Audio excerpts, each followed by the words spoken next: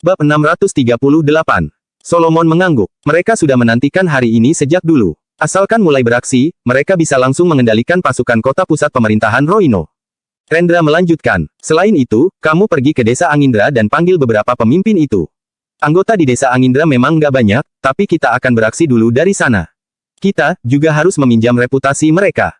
Solomon tertegun sejenak sesudah mendengar ucapan Rendra, lalu bertanya. Apa, mereka akan setuju? Dia tahu bahwa orang-orang di desa Angindra sangat garang.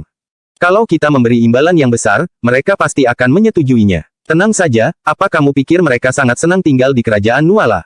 Sahut Rendra. Kemudian, Solomon mengangguk dan berujar. Oke, ayah, aku tahu apa yang harus kulakukan. Rendra mengiyakannya, lalu berucap sambil memandang bulan. Besok, kendalikan kota pusat pemerintahan Roino. Tapi, jangan bunuh anggota wali kota, cukup ditahan saja. Meskipun kita berasal dari kerajaan Agrel, mereka itu rekan kita selama bertahun-tahun. Jadi, hubungan kita cukup dekat. Lagi pula, wali kota pusat pemerintahan Roino memang orang yang nggak berambisi. Dia bukan masalah besar bagi kita, lanjut Rendra.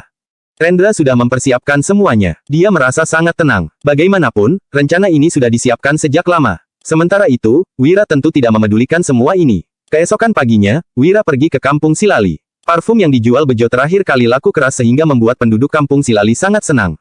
Hanya dalam beberapa kali, kampung Silali menjadi lumayan kaya. Jadi, mereka sangat bersyukur saat melihat Wira dan lainnya kembali. Tuan Wira, akhirnya kamu kembali, ucap Bejo dengan sopan. Wira juga tersenyum dan menyahut. Bantu aku persiapkan halaman yang aman. Jangan sampai hal ini diketahui banyak orang. Selain itu, bawa peralatan ekstraksi parfum itu kemari. Sesudah Wira selesai bicara, Bejo langsung mengurusnya meskipun tidak tahu tujuan Wira. Bejo menyiapkan sebuah halaman di kediamannya. Halaman ini sangat tertutup sehingga orang luar tidak bisa melihat keadaan di dalam. Wira menyuruh Danu menarik belasan kereta yang bermuatan niter dan wadah keramik. Semua barang-barang ini pun memenuhi halaman. Wira memerintahkan. Panaskan batu-batu ini dengan suhu tinggi, lalu tampung air hasil distilasi di wadah keramik. Wira menyuruh Danu menyiapkan lebih banyak batu lagi. Mereka tidak tahu apa kegunaan batu-batu ini dan Wira juga tidak memberi tahu mereka. Dalam waktu sehari, mereka baru memanaskan satu kereta, bahan-bahan batu ini dan mendapatkan setengah wadah cairan. Hanya saja, bau menyengat yang menyebar membuat semua orang kebingungan. Danu bertanya. Kak Wira, sebenarnya apa ini? Kenapa baunya menyengat sekali? Wira tidak berbicara, tetapi mengeluarkan sepotong emas dan langsung melemparkannya ke dalam cairan tersebut. Walaupun kebingungan, mereka tetap melihat apa yang dilakukan Wira. Namun, mereka tercengang begitu melihat kejadian di depan mereka. Hal ini karena emas itu langsung melebur di dalam cairan. Semua orang yang melihat ini terbengong-bengong. Salah satu dari mereka berseru.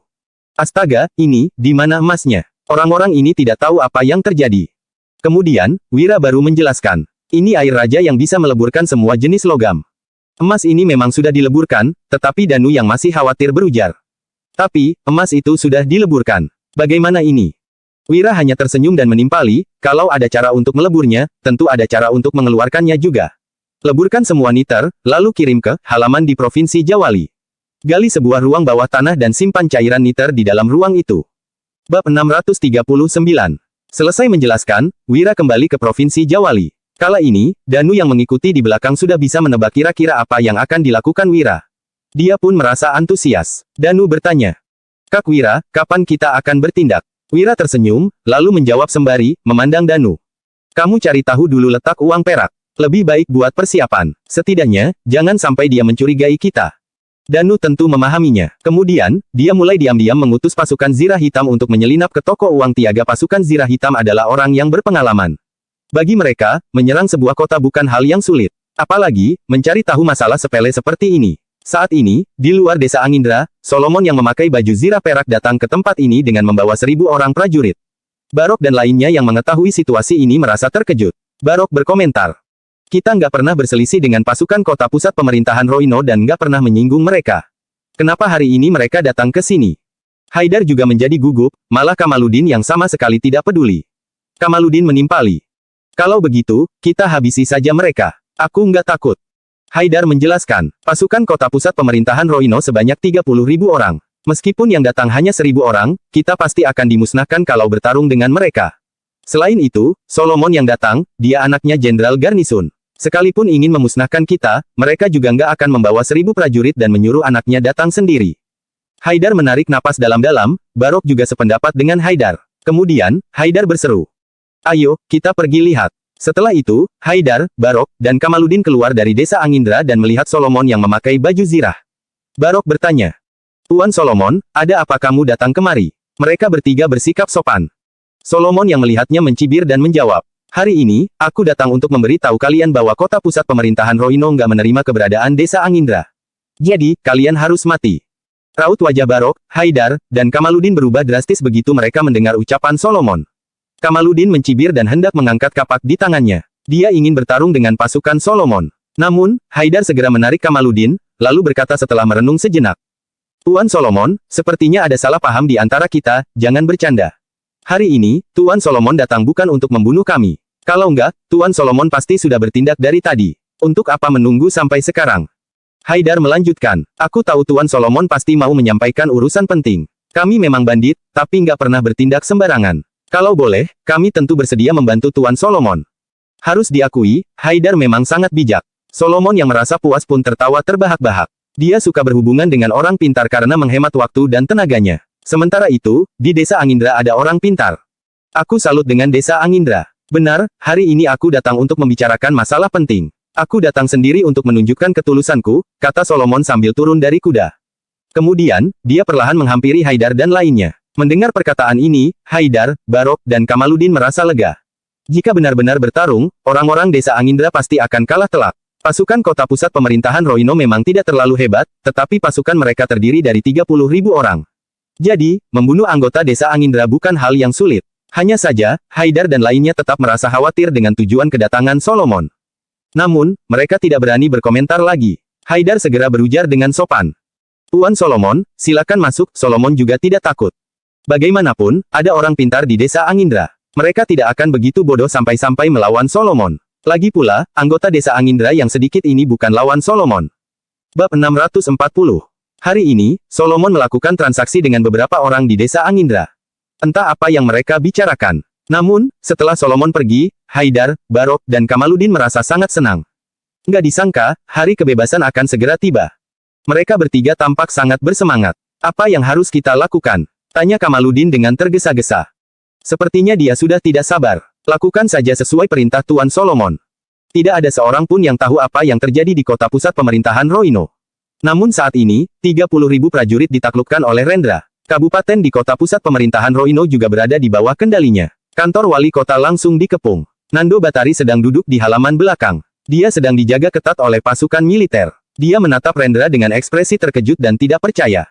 "Rendra, kamu." Nando adalah seorang pria yang haus akan kesenangan. Dia tinggal dengan nyaman di kota pusat pemerintahan Roino. Dia awalnya mengira bahwa Rendra sama seperti dirinya. Namun hari ini, tiba-tiba dirinya dikepung oleh pasukan militer. Hal ini membuat Nando bertanya-tanya. Hatinya dipenuhi oleh perasaan takut. Bagaimanapun juga, dia takut Rendra akan membunuhnya. "Nando, kita berdua sudah menjadi rekan selama bertahun-tahun. Kita sudah bisa dianggap teman baik. Jangan khawatir, aku nggak akan membunuhmu. Kamu bisa hidup dengan damai untuk sementara waktu. Aku akan memastikan nyawamu nggak dalam bahaya," ujar Rendra sambil tersenyum. Mudah sekali untuk membunuh Nando, tetapi Rendra tidak mau melakukannya. Sementara itu, Nando menatap Rendra dengan dalam, lalu segera menangkupkan kedua tangannya sambil berkata, "Terima kasih, Saudara Rendra. Tapi, aku sangat khawatir denganmu karena melakukan pemberontakan." Nando agak khawatir. Jika bisa, dia tentu saja ingin menghalangi Rendra memberontak melawan pemerintahan. Saat ini, dia sama sekali tidak tahu bahwa orang yang ada di hadapannya ini berasal dari kerajaan Agrel. Rendra hanya berkata dengan pelan, "Wilayah yang paling dekat dari sini adalah Provinsi Jawali. Gubernur Jawali hanya memiliki 10.000 prajurit, sama sekali bukan tandinganku. Tujuanku bukan untuk memberontak melawan pemerintahan, melainkan untuk merebut Provinsi Jawali." Mendengar ini, Nando terlihat bingung. Dia tentu tidak mengerti apa yang sedang terjadi. Bahkan, Rendra sendiri juga tidak tahu kenapa dirinya melakukan ini. Jumlah prajurit di Provinsi Jawali memang lebih sedikit, tapi begitu kabar ini tersebar, pemerintahan pasti akan mengirimkan pasukan dalam jumlah besar. "Bagaimana kamu bisa menyelamatkan diri nanti?" ucap Nando dengan tergesa-gesa.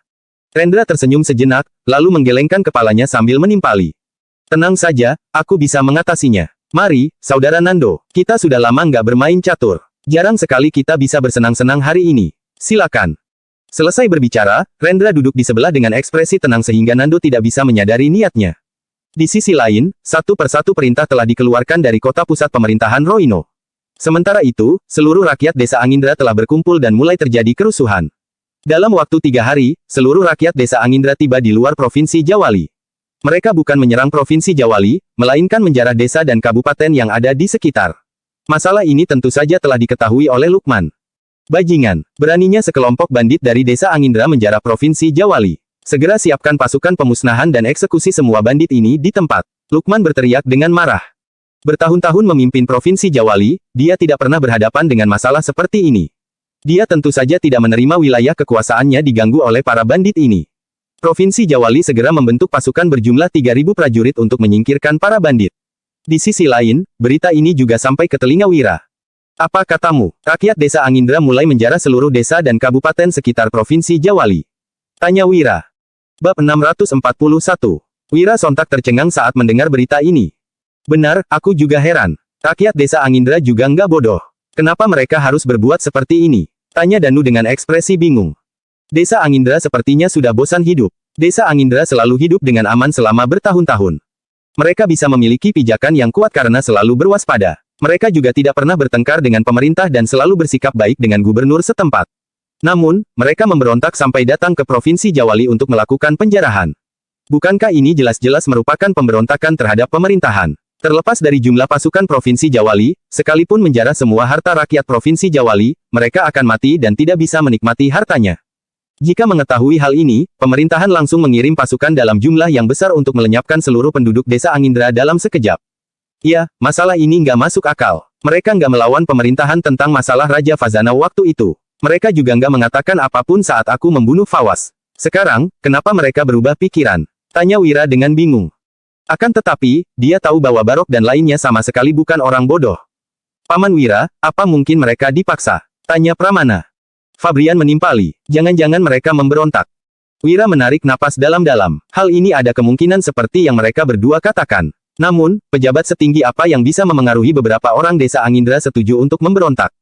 Hal ini benar-benar agak aneh, gumam Wira. Dia seketika tidak bisa memahaminya. Saat ini, Mandra berkata. Kak Wira, bagaimana kalau aku menyelidiki masalah ini? Mandra cukup dekat dengan beberapa orang di desa Angindra. Oleh sebab itu, begitu dia mengatakan ini, Wira langsung mengangguk. Hal ini terlalu membingungkan, jadi tentu saja harus diselidiki hingga jelas. Tidak lama kemudian, Wira tersenyum sambil berkata dengan pelan. Tapi, hal ini juga memberi kita kesempatan. Hah, kesempatan apa? Tanya Danu dan lainnya dengan heran. Merampok, sahut Wira sembari tersenyum menyeringai. Semua orang sontak tercengang dan langsung paham.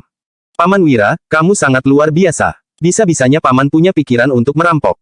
Kak Wira, katakan apa yang harus kita lakukan. Mereka sangat bersemangat saat mendengar akan merampok toko uang Tiaga. Wira juga tidak bertele-tele. Dia langsung mulai membuat rencana.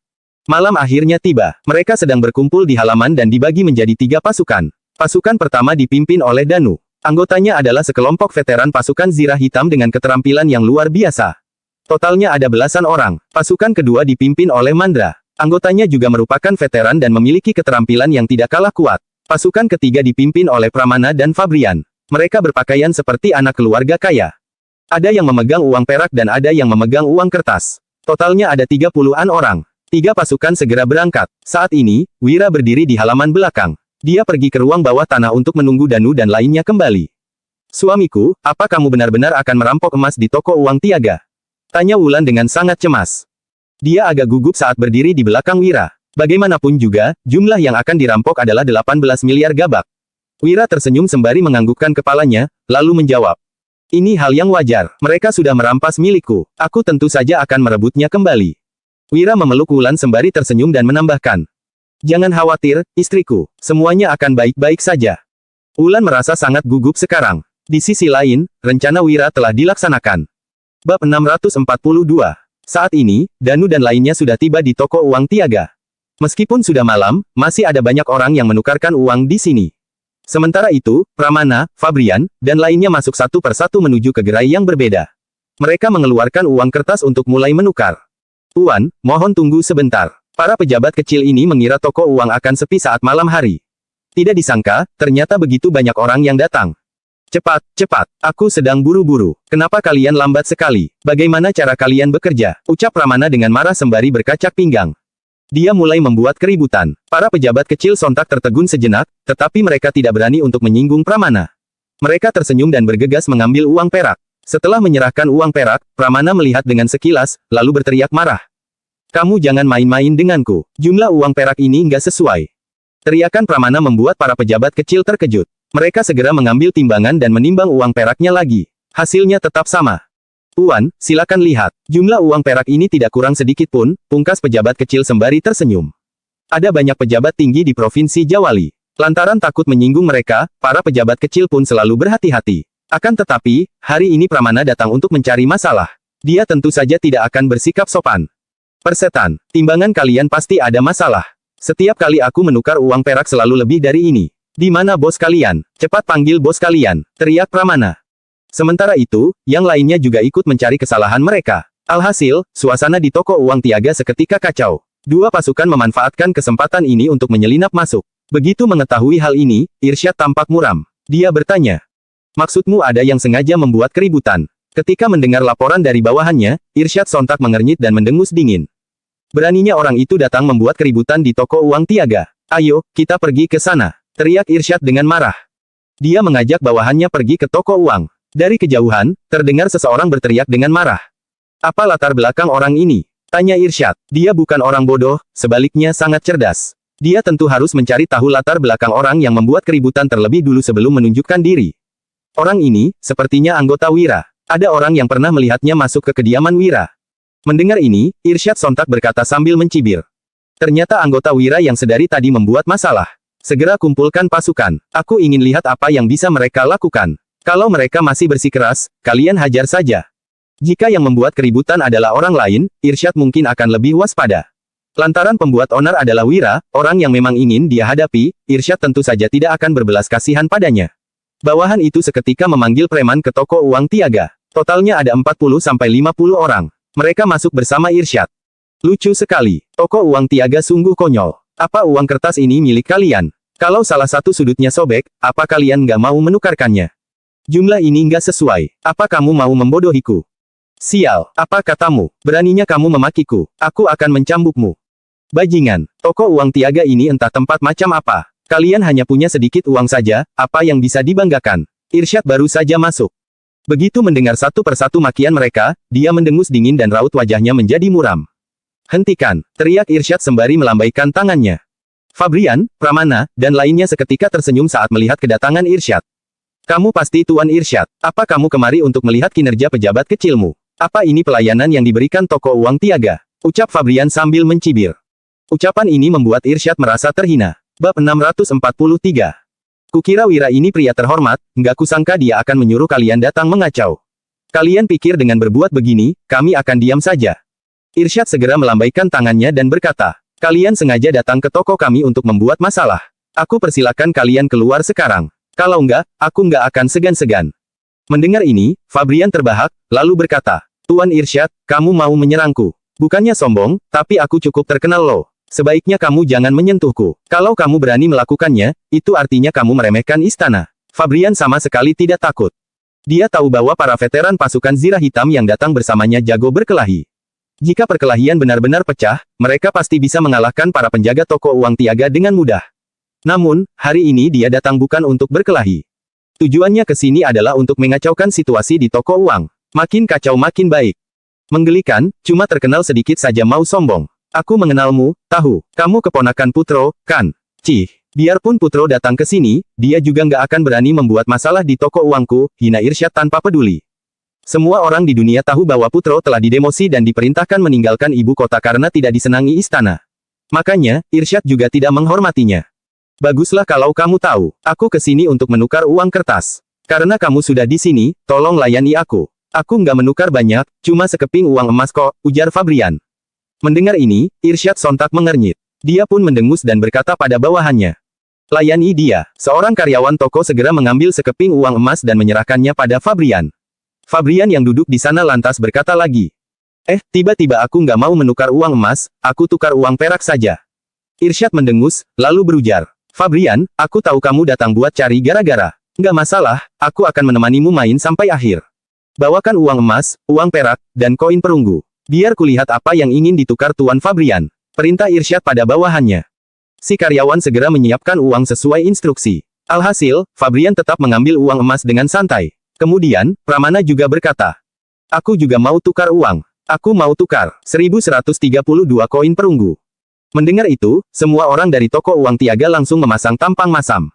Belum sempat mereka bereaksi, orang-orang lainnya juga ikut menimpali. Aku mau tukar 743 koin perunggu. Aku mau tukar 621 koin perunggu. Aku mau 3001 saja. Kalau aku mau 2343 koin perunggu. Mereka semua adalah orang-orang Wira. Saat mereka meminta untuk menukar uang dengan jumlah yang tidak bulat begini, Irsyad langsung naik darah. Haha, kalian benar-benar menarik. Dasar nggak tahu malu. Daripada aku bersikap kasar, lebih baik kalian segera keluar. Seru Irsyad. Namun, saat Irsyad hendak mengambil tindakan, seseorang tiba-tiba berteriak, gawat. Gawat, kebakaran. Irsyad sontak mengernyit, lalu buru-buru berlari keluar. Dia langsung mendapati gedung di kejauhan dilalap si jago merah.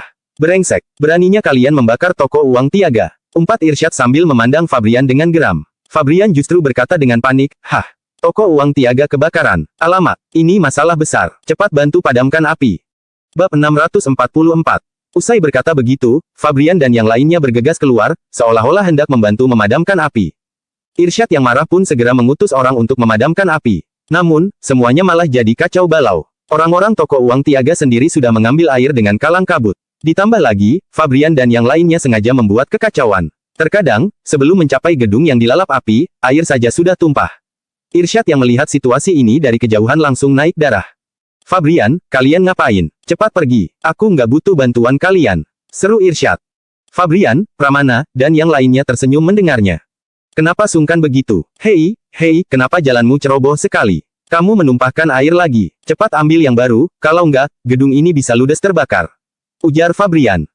Irsyad geram sekali dengan situasi ini. Namun, dalam situasi kacau ini, semua orang telah pergi untuk memadamkan api, jadi dia tidak punya cara untuk mengusir Fabrian dan yang lainnya. Pada saat itulah, Danu dan yang lainnya menyelinap masuk ke toko uang Tiaga dan langsung menghampiri brankas tempat uang disembunyikan. Setelah membunuh penjaga, mereka membuka paksa pintu dan masuk. Wira sudah berpesan pada mereka untuk mengambil sebanyak yang mereka bisa. Namun, Wira juga tahu bahwa mereka paling-paling hanya sanggup merampok puluhan miliar gabak. Haha, toko uang Tiaga ini kaya banget. Semuanya, ayo angkut uang-uang ini ke kereta. Ada jutaan keping uang emas di gudang, toko uang itu memang sangat makmur.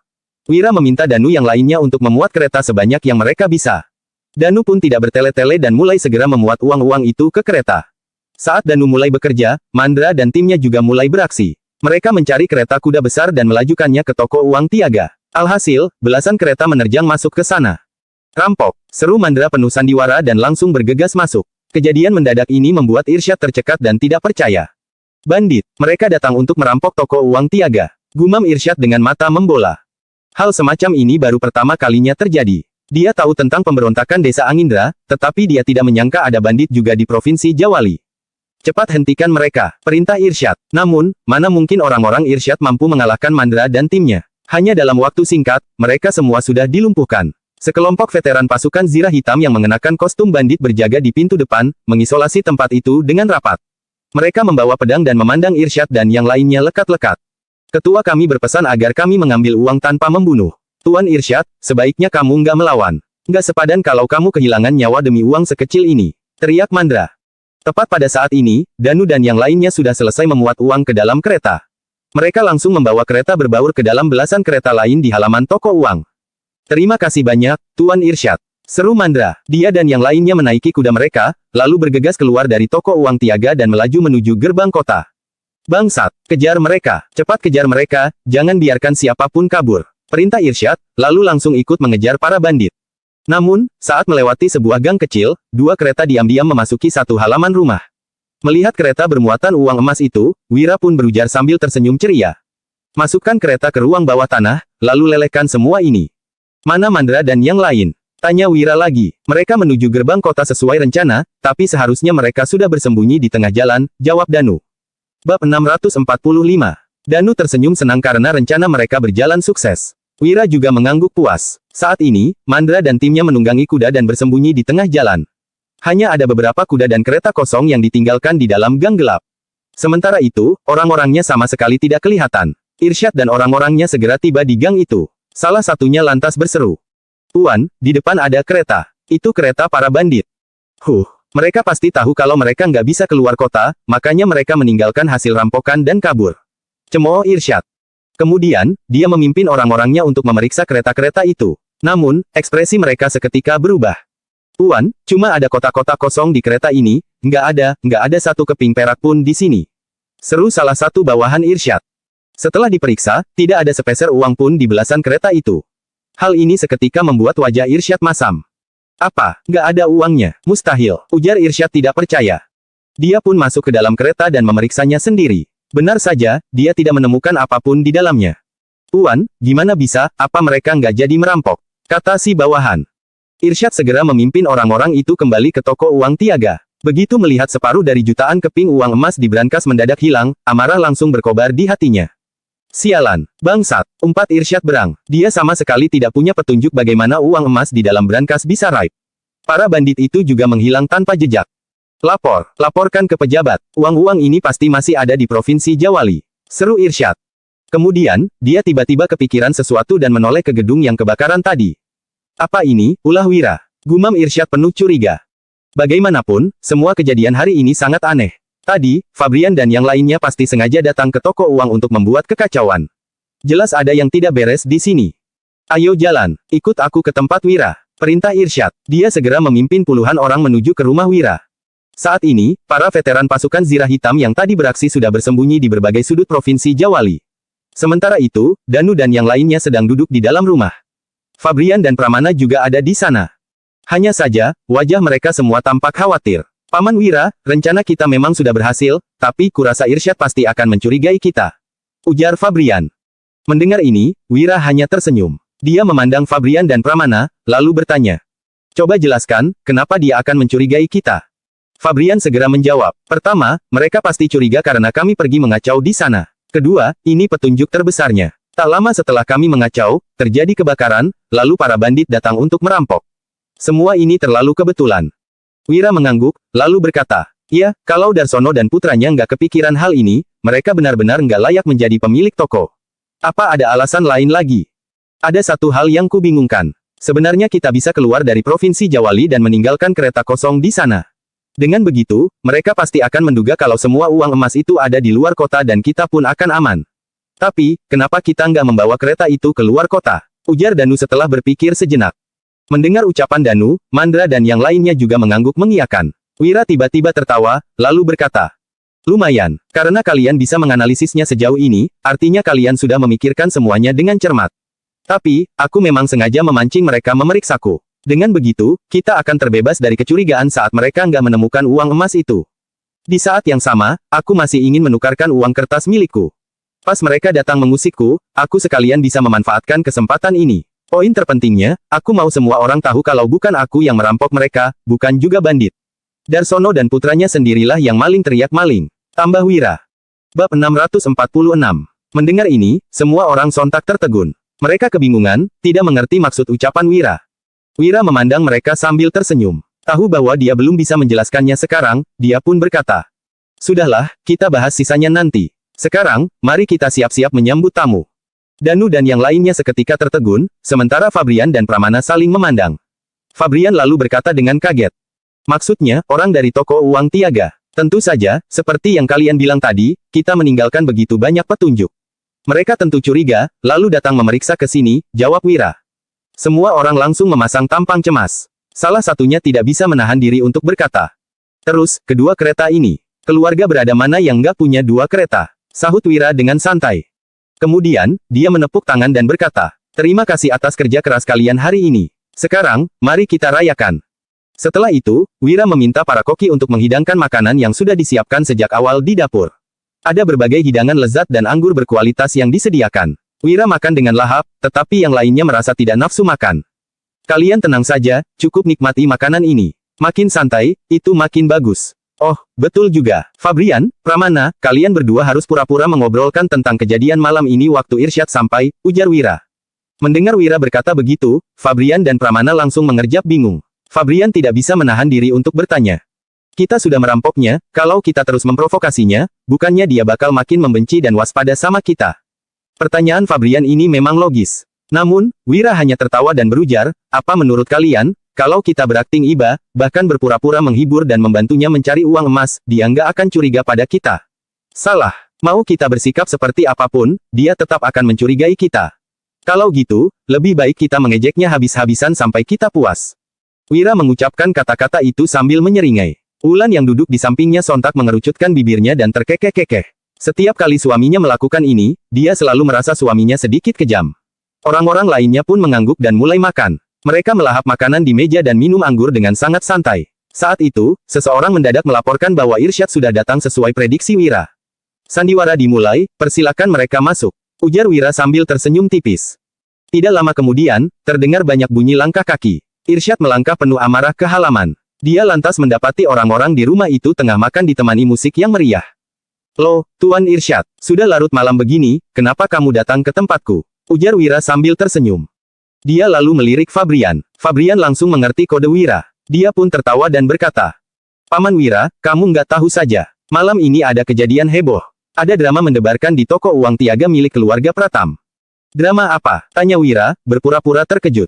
Oh, hari ini, toko uang keluarga Pratam ketiban sial. Salah satu gedungnya kebakaran, lalu uang emasnya juga dirampok bandit. Aku lihat, ada belasan kereta yang menyerbu. Kurasa semua uang di toko uang Tiaga pasti sudah ludes dirampok. Jelas Fabrian. Cara bicara Fabrian yang seperti tengah bergosip seru membuat ekspresi Irsyad menjadi kian muram.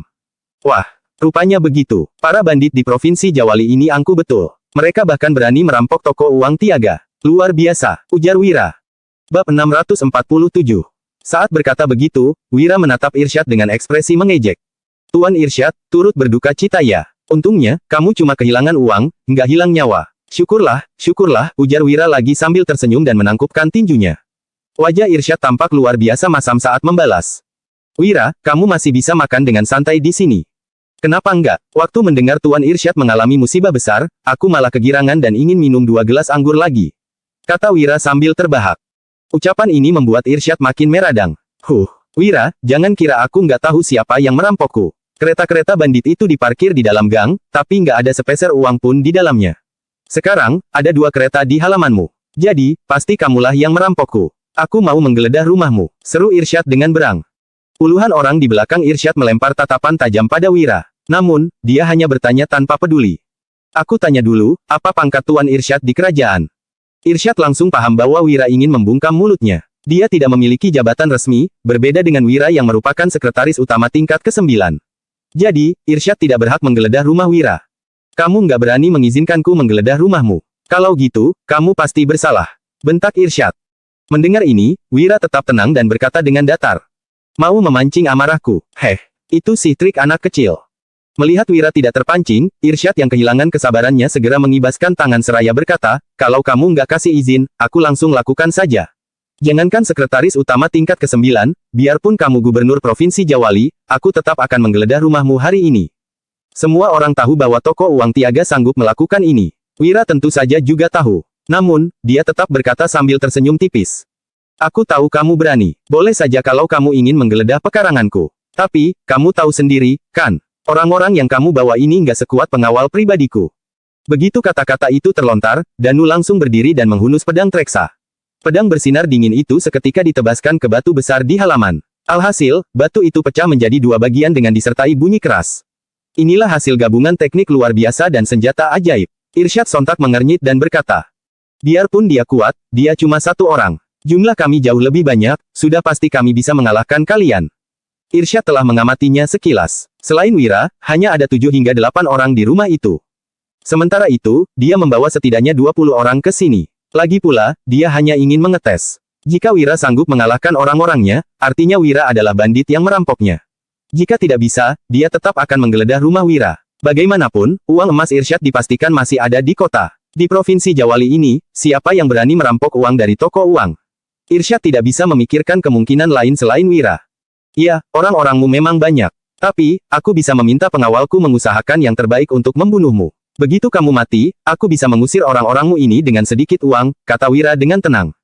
Kamu berani membunuhku. Coba saja kalau bisa, balas Irsyad dengan sinis.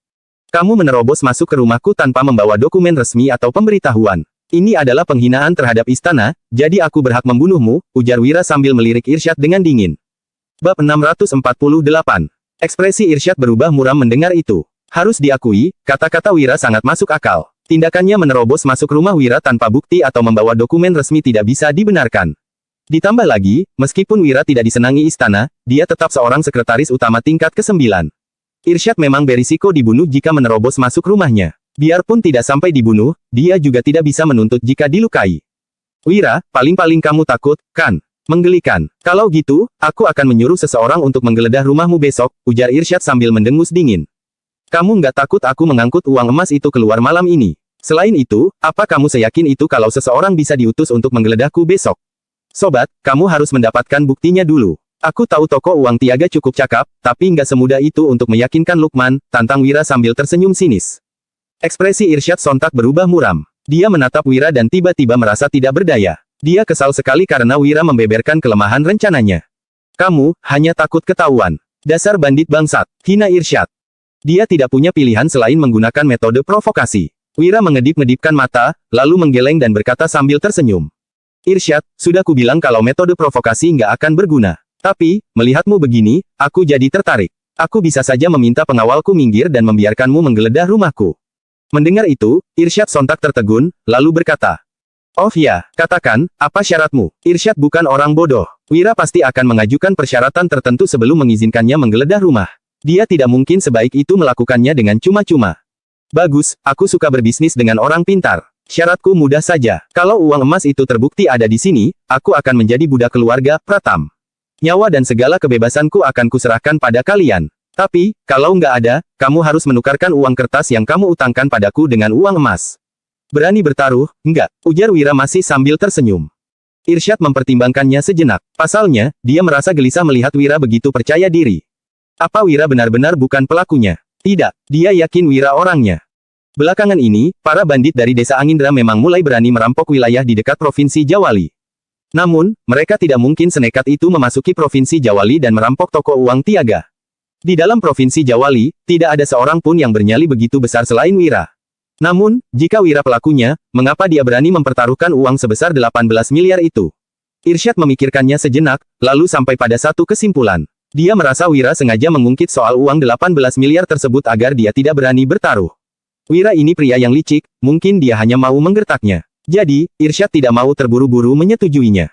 Akhirnya, Irsyad menarik napas dalam-dalam, lalu mendengus dan berkata, Wira, nyawamu nggak lebih berharga dari uang 18 miliar. Bagiku, kamu nggak ada nilainya. Mendengar ini, Wira tiba-tiba tertawa. Bab 649. Benarkah, aku memang nggak berbakat, tapi bisnisku berjalan dengan sangat baik. Kalau nggak, orang di belakang kalian itu juga nggak akan menyuruh kalian untuk menyerangku. Kalian juga nggak perlu menipuku dalam urusan bisnis. Usai mengatakan itu, Wira hanya tersenyum tanpa berbasa-basi lebih lanjut. Dia menoleh, lalu mengambil sumpit dan lanjut menyantap makanannya. Kalau kamu berani bertaruh, buatlah surat perjanjian. Kalau nggak, silakan pergi dan jangan menggangguku yang sedang makan dengan tenang. Karena ada pertunjukan sebagai hiburan kita hari ini, rasa makanannya menjadi lebih enak, timpal Wira sambil tersenyum. Kemudian, dia mengangkat gelasnya untuk bersulang bersama Fabrian dan yang lainnya. Begitu orang-orang ini mendengar percakapan antara Wira dan Irsyad, mereka sontak merasa lega dan benar-benar rileks sekarang. Satu persatu dari mereka meminum anggur hingga wajahnya tampak memerah. Irsyad berdiri di sana dan mulai merenung. Dia adalah orang yang cerdas dan peka. Meskipun tidak mendapati keanehan dari ekspresi Wira, dia menyadari adanya keraguan di wajah Fabrian dan yang lainnya. Saat ini, memang bukan jam makan. Mereka melakukan ini, mungkin hanya untuk menunjukkannya padaku. Mereka ingin berpura-pura bahwa ini bukan masalah besar, bahkan merayakannya untuk menghilangkan kecurigaan di dalam hatiku, padahal sebenarnya itu adalah tujuan mereka. Gumam Irsyad diam-diam. Setelah menyadari tujuan Wira yang sebenarnya, Irsyad pun berkata, baiklah, aku akan bertaruh denganmu. Wira sontak tertawa terbahak-bahak ketika mendengar perkataannya, lalu dia memerintahkan. Tolong bawakan kuas dan tinta. Tak lama kemudian, seseorang membawakan kuas dan tinta untuknya. Wira pun langsung menulis sebaris kata. Apabila Irsyad menemukan uang emas yang hilang di rumah Wira, Wira akan menjadi budaknya seumur hidup. Hidup atau mati Wira juga akan bergantung pada keluarga Pratam. Setelah menuliskan itu, Wira menoleh ke arah Irsyad seraya menjelaskan. Aku selalu belajar dari kesalahanku, apalagi aku sudah pernah dijebak olehmu. Jadi, kalau kamu nggak bisa menemukannya, aku akan segera menagih uang emas ini. Setelah itu, Wira langsung menambahkan kata-kata yang barusan dilontarkannya di surat perjanjian. Kemudian, dia berkata kepada Irsyad, ayo, kita tanda tangan. Wira menandatangani surat itu terlebih dahulu, lalu membubuhkan sidik jari dan menyerahkan surat perjanjian tersebut kepadanya. Irsyad mengambil napas dalam-dalam dan berpikir sejenak. Tak lama kemudian, dia pun menandatangani perjanjian tersebut tanpa ragu. Setelah itu, Wira tak lupa memperingatkan. Bagus sekali. Mari silakan, Sobat Irsyad, tapi saat mencari nanti, jangan merusak barang-barang di rumahku. Setelah selesai mencari, mohon letakkan semuanya kembali ke tempat asalnya. Lagi pula, uang emasmu yang begitu banyak itu nggak bisa sembarangan disembunyikan. Menurutku, sebagai seorang cendekiawan, kamu seharusnya memiliki sedikit tata krama, bukan? Tanya Wira. Irsyad sama sekali tidak keberatan dengan perkataan Wira. Sebaliknya, dia malah berkata dengan lugas. Tolong berhati-hati saat mencari uang emasnya. Jangan merusak barang-barang yang ada di rumah ini. Begitu mendengar perkataan Irsyad, para bawahannya mulai mencari uang emas. Wira tetap tidak ambil pusing dan lanjut menikmati makanannya. Namun, Fabrian dan yang lainnya malah sedikit gugup. Meskipun hanya sedikit, hal itu tidak luput dari pandangan Irsyad. Benar saja, mereka mulai gugup sekarang. Tebakanku benar, pasti mereka yang mencurinya. Ucap Irsyad dengan nada pelan. Dia mulai merasa bersemangat dalam hatinya. Apabila dia menemukan uang emas di rumah Wira hari ini, mulai sekarang pria itu akan menjadi budak keluarga Pratam selamanya. Hidup dan mati Wira juga berada di tangannya. Meskipun tidak menyukai Wira, Irsyad perlu mengakui bahwa pemuda itu memang hebat. Pedang Treksa dan gelas kristal yang dijualnya sama-sama berkualitas. Ini adalah karakter sejati seorang pengusaha. Asalkan menguasai beberapa keterampilan yang dimiliki oleh Wira, keluarga Pratam pasti akan menjadi pemimpin di wilayah ini. Irsyad membiarkan dirinya tenggelam dalam pikirannya sendiri. Akan tetapi, para bawahannya segera kembali satu per satu. Mereka semua menggelengkan kepala. Hal ini pun membuatnya makin gugup. Melihat situasi ini, Wira tersenyum acuh tak acuh sembari berkata. Bagaimana, nggak ada, kan? Tuan Muda Irsyad, sepertinya kamu sudah hampir kalah. Irsyad masih berdiri tegak di sana. Kemudian, dia mendengus dingin dan berkata, Wira, jangan terlalu bangga. Aku sangat yakin bahwa kamu yang mengambil uang emasku. Mendengar perkataannya, Wira lagi-lagi berkata sambil tersenyum. Oh, ya, karena aku sedang luang, Tuan Irsyad, bisakah kamu menjelaskan alasan kenapa kamu berpikir seperti itu?